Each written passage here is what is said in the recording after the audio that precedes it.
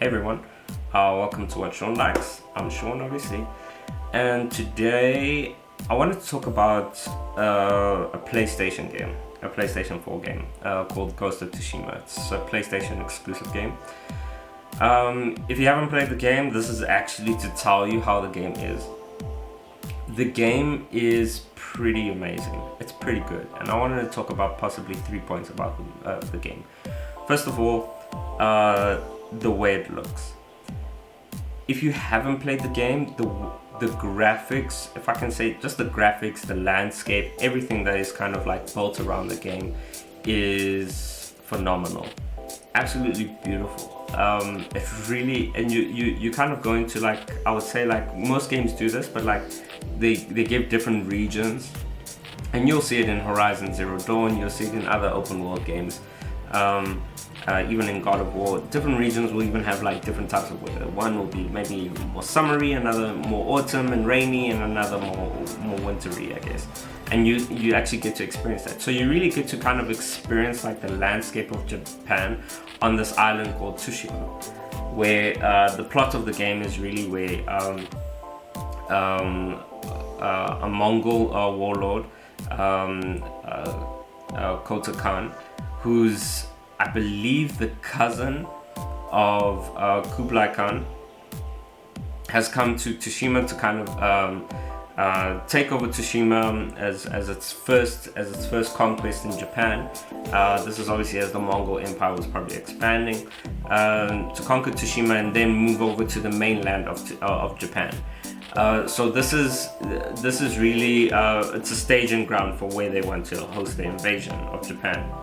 Now, you play a samurai warrior, Jin Sakai, who, by all means, like just by all means, like loses the first battle 100%, and like now you're one of the lone samurais on the island. But there is some hope. But in order like to gather more forces and the hope and save your uncle and so on, you kind of need to resort to non-samurai ways in order to conquer and defeat Kota Khan's army.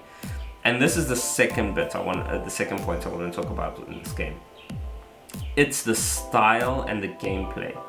It's the different, so you get like multiple sword stances, which are really cool because they speak literally about the authenticity, I guess, of the different types of Bushido and the different types of sword styles that you may even find. So I think it's really, like to that, like in terms of gameplay and authenticity, it really sticks amazingly down. And then and then probably like added to the gameplay, the navigation is not like how I would say in Assassin's Creed. In Assassin's Creed, you kind of like put a waypoint, you're choosing like this is where you want to go, and you really get like sort of a directional line, as into like you go up here, you go here, you go here, you go here. The same thing can be seen in Red Dead Redemption 2 and other open world games. With this, I thought it was really interesting. There are no guiding lines on your map, and you're literally using the wind. So the wind is your direction. Like this gust of wind flowing that way, and you just continue riding that way. I think it's amazing because it allows you to explore the rest of the game. Explore the game actually just holistically, because you're not following a line or a path. You're really following a general direction as to where you need to go until it gets smaller and smaller, and you finally find where you actually wanted to end up. And the third point I would say is, this is outside of the beauty and what it looks like. This is outside the gameplay. I think the third part is the story. So the story is really good because there's a huge conflict. I think like many of us, we like decision-based games, which is awesome. You kind of end up with different endings. In this thing, you kind of end up with the same, you'll have the same ending. It's just about your decisions of how you want to do it, I guess, at the end of the day. But I think that kind of helps the story. I think it's always tough, and it can get sometimes irritating when you have different story endings and you kind of now you're playing, and maybe you might even be playing multiple times, which is cool.